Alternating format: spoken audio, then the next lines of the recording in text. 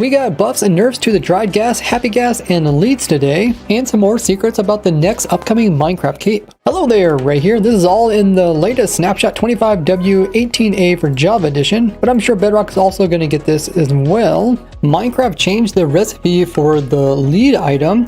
Now, instead of needing a slime right here in the center of it, and now just use another string. So with a total of 5 strings, you can end up with 2 leads. Now, this is a funny coincidence. If you guys have been watching my live stream, I've been working on a lead farm ever since the new leads were added into the game. And one of the things I talked about during the stream is how silly it is that there is slime balls inside of the lead recipe. Because like leads in real life, leashes, as well as like lassos, don't really have any kind of slime, but can be completely made out of just like a rope. Either way, we do end up with a lot cheaper way to get leads in the game, and they said the reason they did this is because now leads are so popular with all the different crazy things you can do with them. If you guys are curious what that all includes, I did do an entire video on that, which I'll put down in the description. But what do you think of this lead change? Do you think that since it doesn't use a slime ball anymore, that it's too cheap in order to get leads compared to all the crazy stuff that we can now do with them? Or do you think it's just fine just having completely string in order to craft them, which you can easily get from like bartering or a spider farm? Leave your like on the video. Speaking of bartering, you can now get the new dried gas item from bartering with piglins. So let's see how common it is. We'll just give ourselves a whole bunch of bartering loot. You can see we are collecting a few dried gas, but they do seem pretty rare. But you can still craft the dried gas, although they did change the recipe. Instead of using a bone block in the center, it now uses a soul sand block, but it still uses the 8 gas tiers around the outside. Now this does make them harder to get because in order to get bone blocks, you do need to have bones or bone meal, which is typically from like a skeleton farm or a composter farm. So it's not too hard to get bone blocks, but when it comes to soul sand, the only renewable source is actually bartering. So if you use like my gold and bartering farm, which I have updated to the newest version to overcome the recent nerfs to gold XP farms, you'll end up getting a lot of soul sand over time. But this does mean that Mojang did break my dried gas farm that I just did a video about, and that was a combination of a gas farm and my skeleton farm and even a compost farm in there. So now I'm going to have to make a new dried gas farm in order to complete my farm everything spreadsheet here. And if you're looking for that spreadsheet, I always put it down in the description of these videos. Now the reason why they probably changed this is because people were complaining that the dried gas was too easy to get in survival, with some people thinking that you should only be able to get it from the actual bone block structures that can be found here in the nether dimension. Now I really don't mind the ability to craft something like a dried gas that can turn into an entity. We do have this with like iron golems and snow golems, and stuff like ender pearls can produce endermites, and eggs can produce chickens. And of course we got other things like sniffer eggs and turtle eggs and even frog spawns. But those last ones you can't actually craft. So I think this is their kind of way of making it a little bit harder to get this, as you have to do bartering or at least mine up some soul sand. But once again, the main thing is getting 8 gas tiers, which is pretty difficult. And because it's rare to come by through bartering, it's unlikely for you just to get a bunch of them accidentally. Were you one of the people that thought getting a dried gas and essentially happy gas this way was too easy? Or do you think it was hard enough the way it was before? Either way, I have my work cut out for me, as I have to make a new dried gas farm as well as lead farm. Now the next change that came with this snapshot is more of a buff than a nerf. And this has to do with how potions will work. You guys ever had problems in the past with potions? You'll know that sometimes, depending on where you throw the potion relative to the center of the mob, can determine how much the potion will actually last. You might remember this like back in the days where you'd throw a potion up to let it hit you on the head to try to get the maximum number of time that the potion would be active. Now this confusion is all fixed today, as the potion effect is no longer calculated from the very center of the mob, but rather the closest piece of the mob to the potion. So if I drop like a potion here, you can imagine the center having the most time that it can give you, whereas you move outwards, it's going to give you less and less time of the jump boost.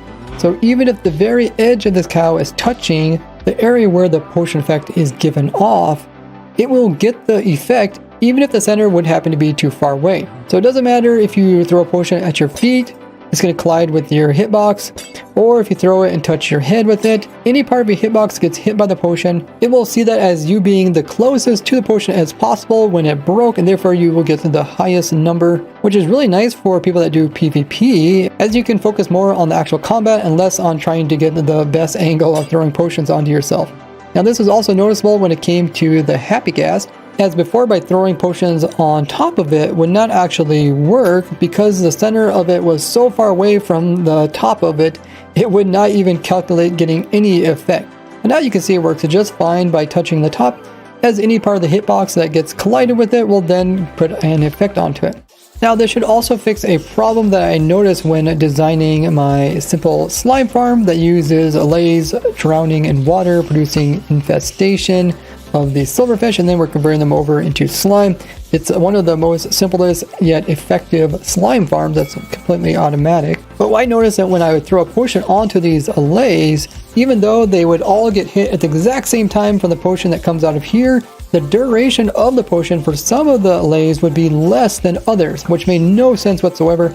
And after a bunch of testing, I found out it was related to which allay actually gets hit first, and I even made a bug report on it, so I'm really glad that they came in and fixed it, as today's fix will also prevent a group of entities from getting different timed effects, and instead we'll get all the same strength, which is really amazing.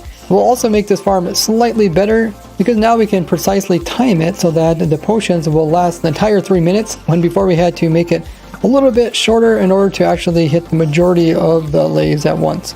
A lot of technical talk there, but hopefully that made sense to you. This probably also affects other things that I'm not aware of, so if you guys can think of any other case, let me know down below. Help me reach the 500,000 subscriber mark by clicking that sub button if you haven't already.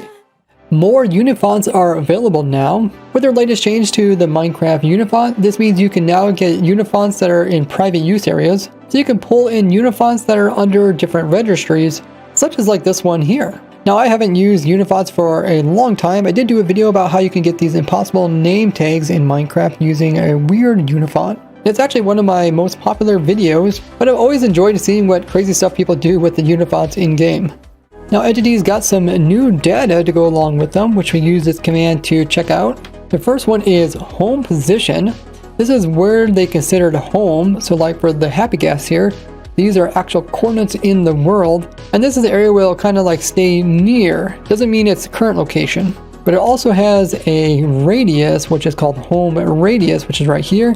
You can see for the gas it's set to 9, and this is how many blocks away from their home position where they'll kind of circle around. So if we look at something like this cow here, there's its home position, but when it comes to the radius, the home radius for the cow is 5 blocks, so it's a lot smaller area. Now, some mobs will ignore their home position, such as like bats, magma cubes, phantoms, slimes, ender dragons, and stuff like that. And this home position thing is mostly applied to mobs that are on leads, as they can't really move very far, so they don't want them to like try to pathfind and keep trying to pathfind one direction and keep getting rubber band backwards.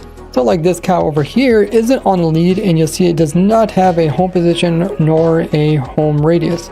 I would think that this also will help on lag, as the mob isn't constantly trying to pathfind and instead will just be restricted to that small area. Now this home position thing will fix a problem that I noticed where the gas keep drifting further and further and further away from where they originally were. And you can see they all got stuck in unloaded chunks. Now Happy Gas has been included in the groups which are considered followable friendly mobs, and this way you can kill off like all mobs that are under this same tag. We also got quite a few bug fixes this week, mostly related to things that accidentally got broken during the making of recent features.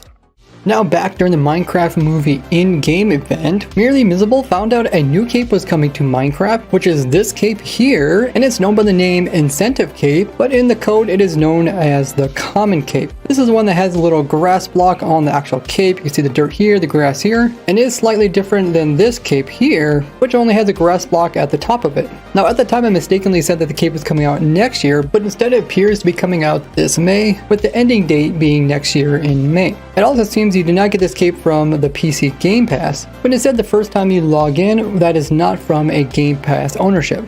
And this is what it looks like when you put it on an elytra. It looks kind of strange, with the entire cape kind of turned sideways, and the green is on the side and the dirt piece is near the center. Now with the Minecraft live event, we got 3 new capes. So it does seem like we're getting a lot of capes recently. What do you guys think about this? Do you like this, or do you think they should come out with less capes overall? Now come chill with me as I check out the newest features during my live stream. You can find the link down in the description. And as a viewer, you can even join my server here and play along with me. The IP and all the details can be found on my Discord, and I have to say these videos wouldn't be possible without my supporters here. Not only do you get the perk of having your name at the end, but you get tons of other perks, including access to our challenge worlds on the supporter server. And I will see you all over there. Bye bye!